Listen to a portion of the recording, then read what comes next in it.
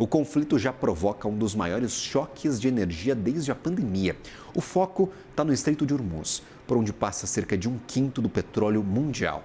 Com o bloqueio desta região, o impacto se espalha pelos mercados globais. A China, por exemplo, que é a maior importadora de petróleo do planeta, está no centro deste risco, já que boa parte do petróleo que importa vem do Golfo Pérsico, vem do Oriente Médio. O país depende fortemente destas importações e quase metade do petróleo consumido passa direta ou indiretamente por Hormuz. Além disso, a China é hoje a maior compradora de petróleo iraniano. É para discutir este assunto que a gente conversa agora com Alexandre Uehara, que é coordenador do Núcleo de Estudos Asiáticos da ESPM. Seja bem-vindo à nossa programação. Olá, bom dia pelo convite, bom dia, Gabriel. Ótimo dia a você, meu caro. Eu gostaria de entender como que essa pressão econômica sobre a China pode impactar o país econômica e geopoliticamente, principalmente. Não só a China, como a Coreia do Sul, como o Japão e outras grandes economias da região, no caso da Ásia, são fortemente dependentes deste petróleo que sai de Hormuz. Não, perfeito. Hoje, acho que é uma grande preocupação. Temos que lembrar que a região asiática é uma das regiões que vinha sendo e continua sendo uma das regiões mais dinâmicas em termos econômicos, onde você tem os PIBs que mais crescem.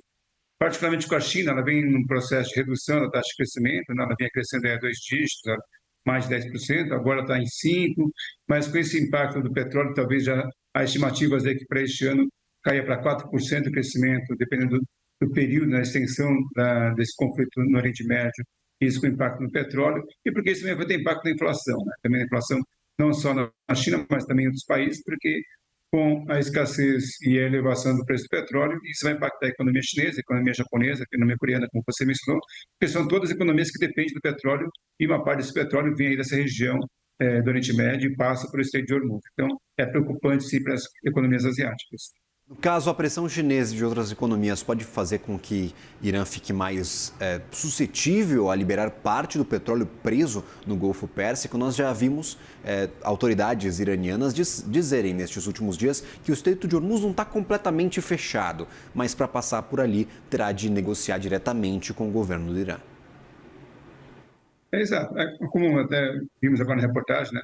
O petróleo iraniano está passando, até porque o Irã precisa de dinheiro para poder pagar os seus custos militares, a compra de armamentos. Então, o petróleo iraniano está passando, mas também já vimos ali alguns petroleiros que foram atacados e isso cria ali uma insegurança muito grande, que aumenta, inclusive, o custo dos fretes, né? Porque também as empresas que fazem o seguro, que fazem o transporte ali, acabam levando isso, precificando esse risco dos produtos. Então, de fato, tudo isso leva ao aumento do custo do petróleo, né? Por acaso que aí está em torno de $100 o barril, e isso é um pouco preocupante.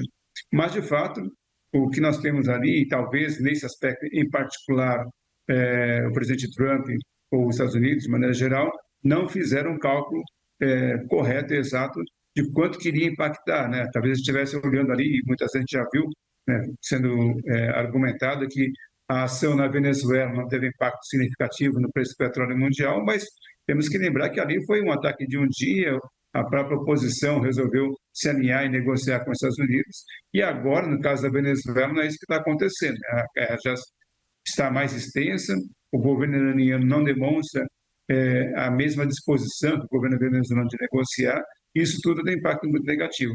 E, por outro lado, também o governo americano está numa situação difícil de negociar o que e como com o Irã.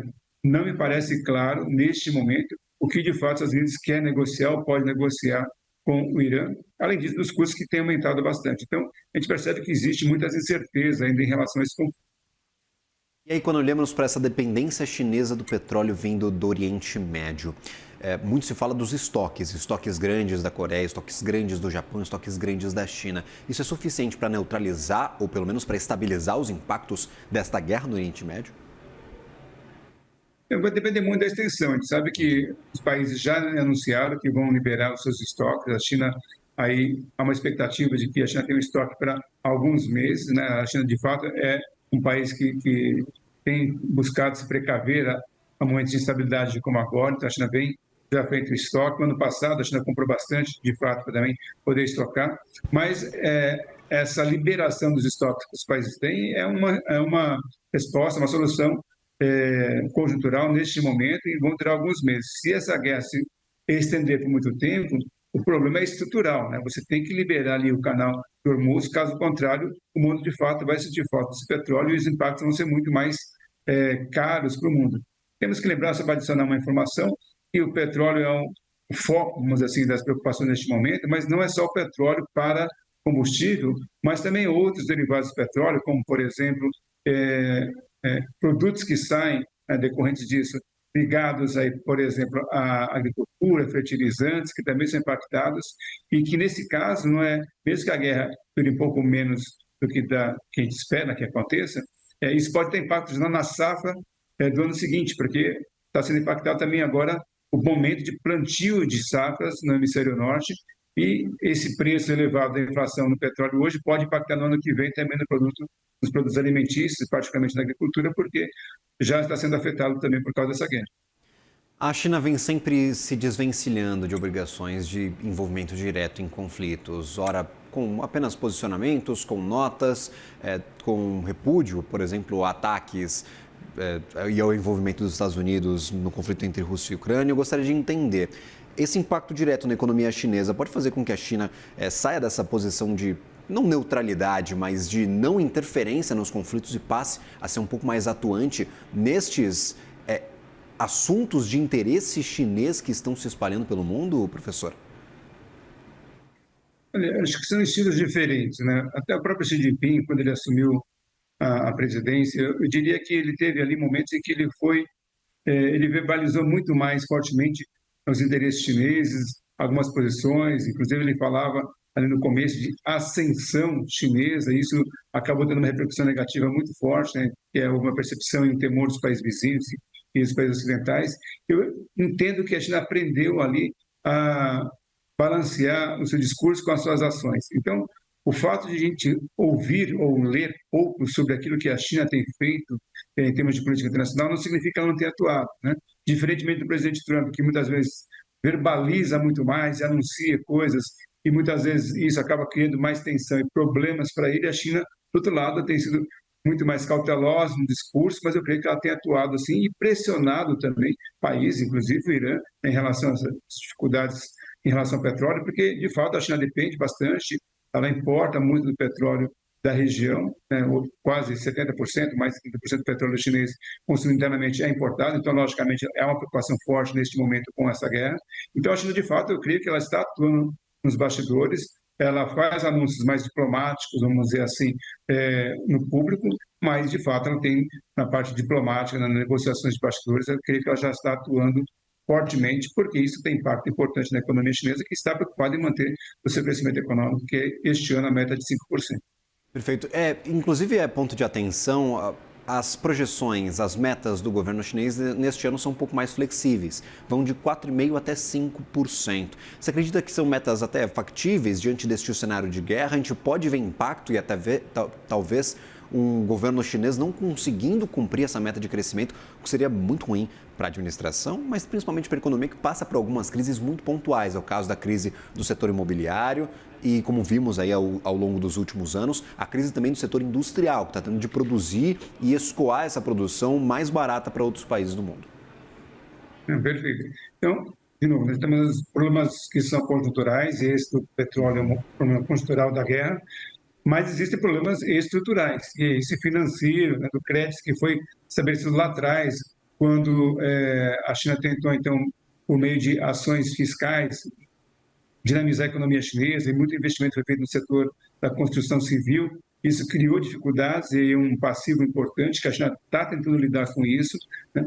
E isso é muito importante. Então, neste momento, o crédito na China é um pouco mais restrito, tem umas dificuldades, é a segunda maior economia do mundo, mas existe uma preocupação muito forte. Inclusive, quando a gente olha os investimentos chineses fora, em outros países, a gente percebe também que hoje há uma preocupação muito maior com a qualidade desses investimentos. No ano passado, a gente ouvia, né, muitos investimentos acontecendo pelo mundo, mas hoje não, eles são muito mais criteriosos os investimentos, isso é uma preocupação. E quando o Brasil recebe investimentos, até isso é um ponto positivo, né, porque mostra que, de fato, o Brasil é um foco de interesse chinês ali.